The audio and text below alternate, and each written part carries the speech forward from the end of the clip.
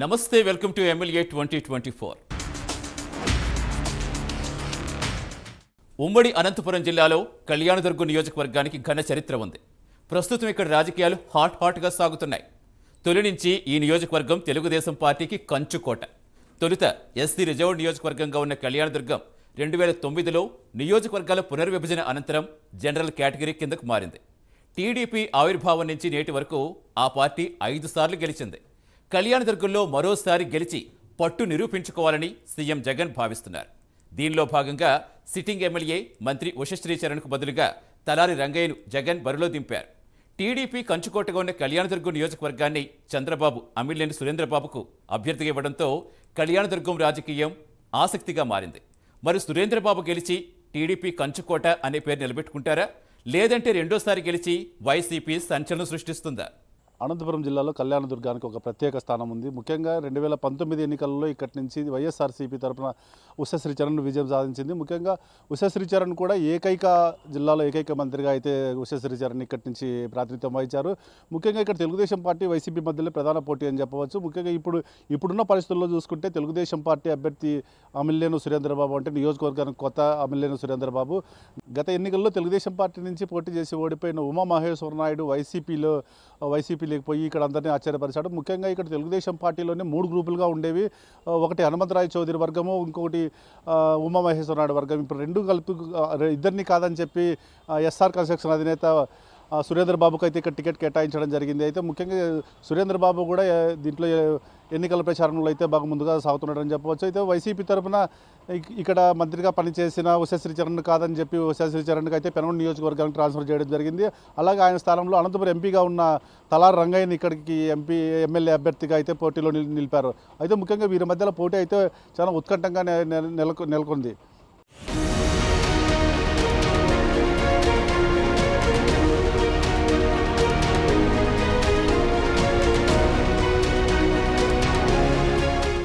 కళ్యాణదుర్గం నియోజకవర్గంలో ఈసారి ఎన్నికలు రసవత్తరంగా కొనసాగుతున్నాయి. మొదటి నుంచి తెలుగుదేశం పార్టీకి మంచి పట్టున్న నియోజకవర్గం. 2019 ఎన్నికల్లో అనూహ్యంగా కళ్యాణదుర్గం ప్రజలు వైసీపీకి పట్టం కట్టారు. ఇక్కడి నుంచి మంత్రి ఉషశ్రీచరణ్ను భారీ మెజార్టీతో గెలిపించారు. అయితే నియోజకవర్గంలో మంత్రి ఉషశ్రీపై వ్యతిరేకత రావడంతో ఈసారి టికెట్ తలారి రంగయ్యకు కేటాయించింది. అయితే ఈసారి ఎలాగైనా కళ్యాణదుర్గంలో గెలిచి తీరాలని రంగయ్యకు పోటీగా ఎస్ఆర్ కన్స్ట్రక్షన్ అధినేత అమిలినేని సురేంద్రబాబును టీడీపీ బరిలో దింపింది. ప్రస్తుతం కళ్యాణదుర్గంలో వైసీపీ టీడీపీ గెలవాలని సంకల్పంతో హోరాహోరీగా పోటీ పడుతున్నాయి.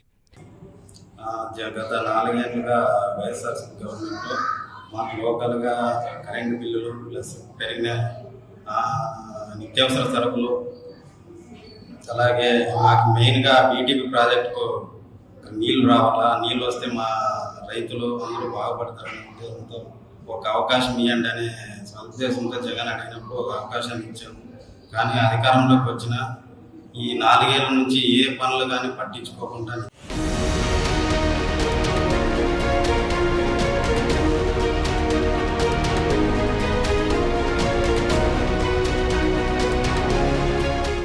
ఇక మొదటి నుంచి తలారి రంగయ్య కళ్యాణదుర్గం నియోజకవర్గంపై ప్రత్యేక దృష్టి సారించారు. అయితే నియోజకవర్గానికి ఇప్పటి వరకు ప్రాతినిధ్యం వహించిన మంత్రి ఉషశ్రీచరణ్ పెద్ద ఎత్తున అవినీతి అక్రమాలకు పాల్పడినందున ఆ ప్రభావం ప్రస్తుతం వైసీపీ అభ్యర్థి రంగయ్యపై పడే అవకాశాలున్నాయని రాజకీయ వర్గాల్లో చర్చ జరుగుతోంది.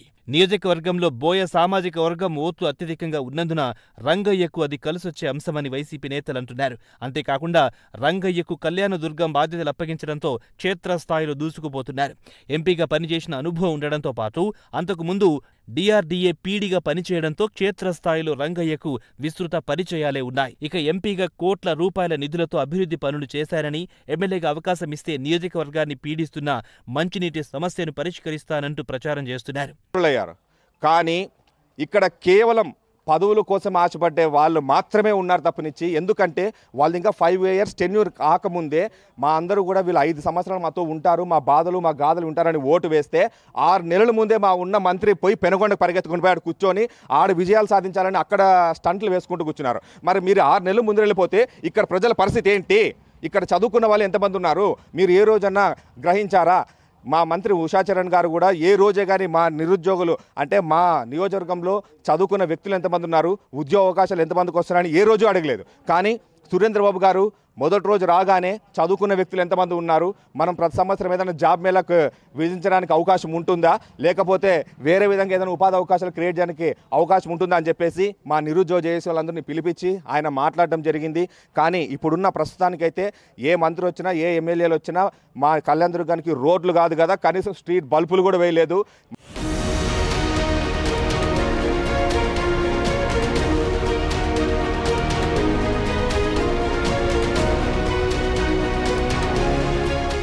ఇంకోవైపు గత ఎన్నికల్లో చేజారిన సీటును ఈసారి ఎలాగైనా గెలవాలని లక్ష్యంగా టీడీపీ పావులు కదుపుతుంది. దీంతో ఆర్థికంగా బలమైన నేతను కళ్యాణదుర్గంలో బరిలో దింపింది. ఈ ఎన్నికల్లో కళ్యాణదుర్గం నుంచి పోటీ చేయాలని మాజీ ఎమ్మెల్యే హనుమంతరాయ చౌదరి కుటుంబ సభ్యులతో పాటు ఇన్ఛార్జి ఉమామహేశ్వరరావు నాయుడు గట్టిగా ప్రయత్నించారు. దీంతో ఈ ఇద్దరిలో ఎవరికి టికెట్ ఇచ్చినా వేరొకరిని ఓడించే పరిస్థితి ఏర్పడడంతో కాంట్రాక్టర్ అలిమినేని సురేంద్రబాబును తెరపైకి తెచ్చింది టీడీపీ.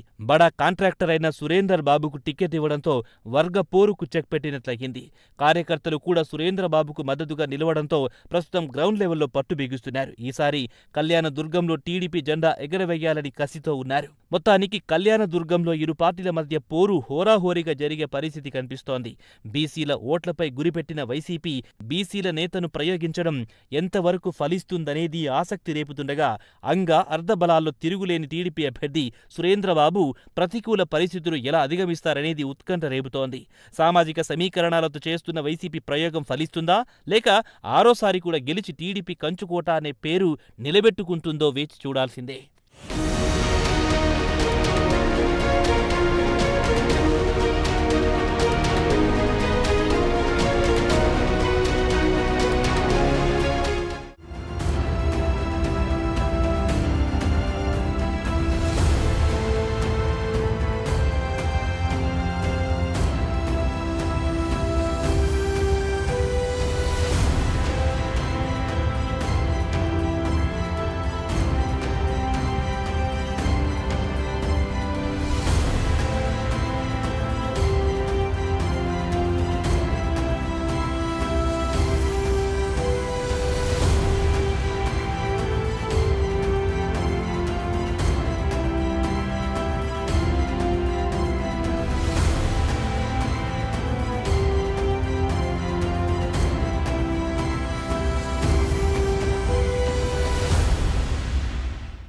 అయితే ఇక్కడ ప్రజలు సైతం పూర్తిగా ఈ వచ్చే ఎన్నికల్లో 2024 ఎన్నికల్లో తెలుగుదేశం పార్టీకే పట్టం కట్టాలని అయితే ముఖ్యంగా ఉన్నారు. ఎందుకంటే ఇక్కడ అమిలేని సురేంద్రబాబు ఇస్తున్న హామీలకు ప్రజలు పూర్తిగా వాళ్ళు మద్దతు తెలుపుతున్నారని చెప్పవచ్చు.